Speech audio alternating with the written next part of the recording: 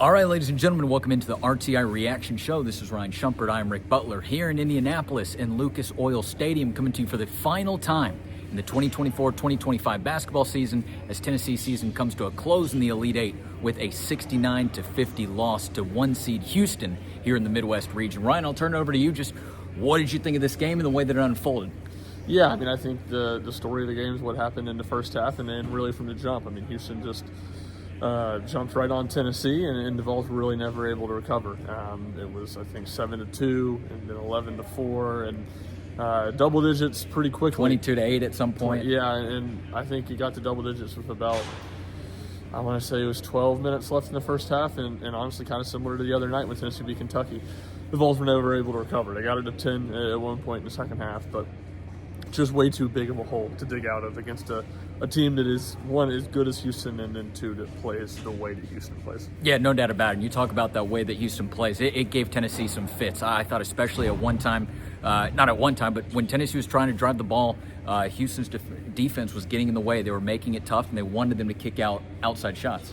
Yeah, for sure. I mean, Houston's defense was as advertised, I think, is what I would say. And it wasn't overly surprising. They made everything very difficult for Tennessee at the basket, and then Tennessee just didn't shoot the ball well from the perimeter. I think they started 0 for 14. And really, I guess the first half as a whole was very reminiscent of Tennessee's loss at Florida back in early January. I mean, that was, I think, as a whole, the worst game Tennessee played all year, because Tennessee played better in the second half today. But I think it was the exact same score as that game at halftime. And Tennessee just couldn't get anything going offensively. And I think, to maybe a lesser extent, maybe let it affect their defense a little bit, not nearly the way they did against Florida, but that type of bad half. It was a bad time for that bad of a half. Houston came out swinging out of the gates. Ryan just mentioned a second ago all the different differentials that they had built up throughout that first half, and it was a very poor half for Tennessee. But Rick Barnes talked about it afterwards. He said, hey, we felt like we could make a run. Tennessee did come out in the second half, and they started to hit some shots a little bit more. I believe Jordan Gainey maybe had 10 points in the first 8 minutes of the second half, but at the same time, it sort of reminded me of Friday's game against Kentucky, just in the way that second half, Kentucky was making more shots than they were in the first half, but Tennessee was able to answer those. Houston, I felt like, was able to answer Tennessee's shots in the second half, and while, yes, that gap might have closed down to 10, 50-40 at one point, Tennessee just wasn't able to break back into that single-digit stretch because of the way that Houston was able to answer. Yeah, no, I don't think it was really ever a world where it could have happened, where Tennessee could have come back, at least the way Houston was playing. Houston did not give Tennessee many free possessions. I think they turned it over just 5 times in the game. One of them being when it took a shot clock violation, with 7 seconds left in the game. So really 4 turnovers. So Houston did a good job of not giving Tennessee anything easy, which, I mean, I think you give some credit to Tennessee for they had to go out and get, Houston didn't take their foot off the pedal, I didn't think. So Tennessee had to go out and earn it there as they tried to get a comeback. But just because of that, Tennessee was going to have to be perfect in the second half. And they weren't that. They missed shots, missed some open looks. They had, Jemai Meshack had a lane violation. He missed a couple free throws. There was a big instance, I think, maybe 2 of those stacked on each other where, Tennessee left some points on the board on the offensive side, and the defensive side, there's a big defensive rebound. Really looked like Meshack got fouled on it pretty obviously, and Houston gets the putback bucket. Those type of things are backbreakers, and when you're trying to mount a comeback, and just too little room for error when the deficit was as big as it was at halftime. Jordan Gainey had 17 points on the day. 13 of those, came in the second half. Chaz Lanier also had 17 points in the win, and then Zakai Ziegler had 5 points, in the loss. And then Zakai Ziegler also had 5 points. Ryan, when we talk about this game, we know what happened throughout it. We know what happened first half, second half. Anything that you want to get to, anything that we haven't mentioned yet? Yeah, I think kind of to your point there, we've talked about it, and I've written about it. Tennessee was going to go as far, for the most part, as its backcourt took them. And there were going to be games at some point where they probably needed some from the front court, and they got some in each of the last 2 games, especially against Kentucky. But Tennessee's backcourt wasn't good enough to win. Jordan Gainey did play well.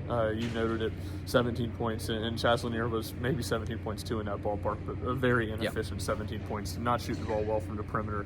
There was a sequence there in the first half where, it felt like the first 5 minutes, Tennessee couldn't get any open shots.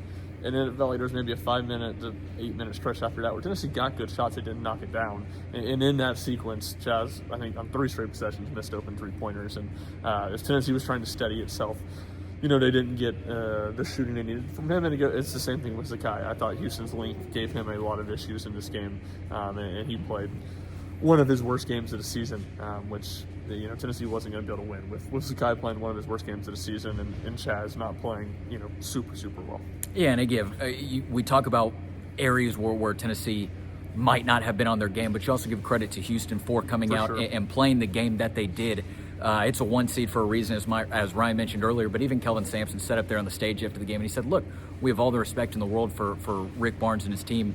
Sampson said that he watched plenty of Tennessee throughout the year because of Barnes, but he did say that Houston felt like they had a couple of matchups they could exploit against Tennessee, and certainly being able to strike that hard at the beginning of the game, I don't care who you are, that's going to knock you back on your heels a little bit, and Houston is good enough to just continue putting their foot on the gas, and that's not an easy team to make a comeback on. Again, we talked about it. Tennessee, they tried in the second half. They did get it to 10 points, but it was going to be tough regardless.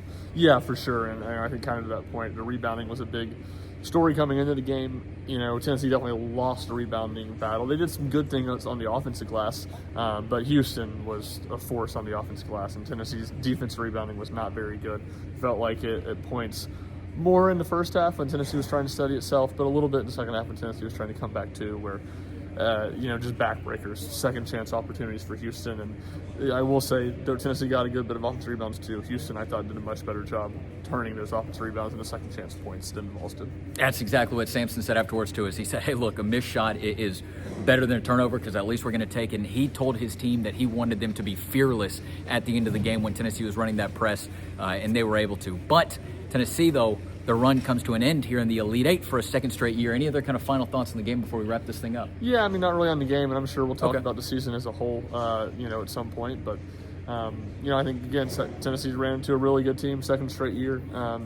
Tennessee had a really good team, and their bracket was complete chalk, where Tennessee played the highest seed in every single round and just ran into a really good Houston team. I thought Tennessee would play better. I picked them to win. I thought it was basically a toss-up. So I'm not going to sit here and say I expected them to play to be a 20-point margin or anything like that. Right. But they ran into a really good team. I don't think there's a ton of shame going out in this round to that opponent. And, Houston, I don't think I had this stat when we recorded our podcast the other day previewing the game, but Houston's third in KenPom this year, and they're the fifth best team in KenPom rating-wise in the last decade. So that shows you how good the top of the country is this year.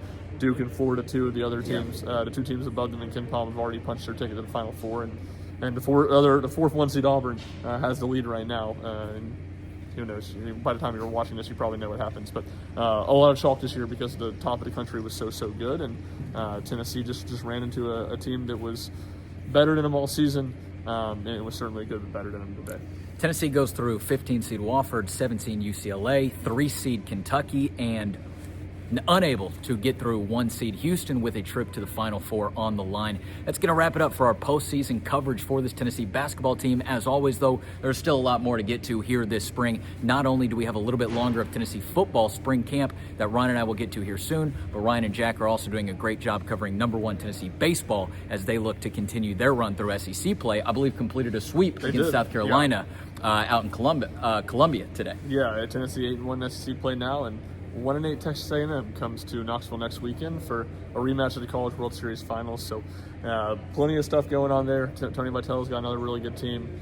Got an article already up on what Tennessee basketball, kind of some early offseason stuff, roster movement, all that good stuff. So I'll look there, and we'll have plenty more coverage to put a bow on this season. This is Ryan Shumpert. Encourage you to follow him at rshump00, one of the best in the business. My name is Rick Butler. But hey, thank you very much for anybody who's been listening to our basketball coverage throughout the season. It's been a long season with plenty of highs and a couple of lows on the way, but we really appreciate everybody who's been sticking with us, everybody who's been using Rocky Top Insider as their Tennessee basketball post-game machine, if you will, through all of our content. So we've had a lot of fun with it, covering it for you guys. Thank you for being along for the ride, and there's still a lot more to go. This is Ryan, I'm Rick.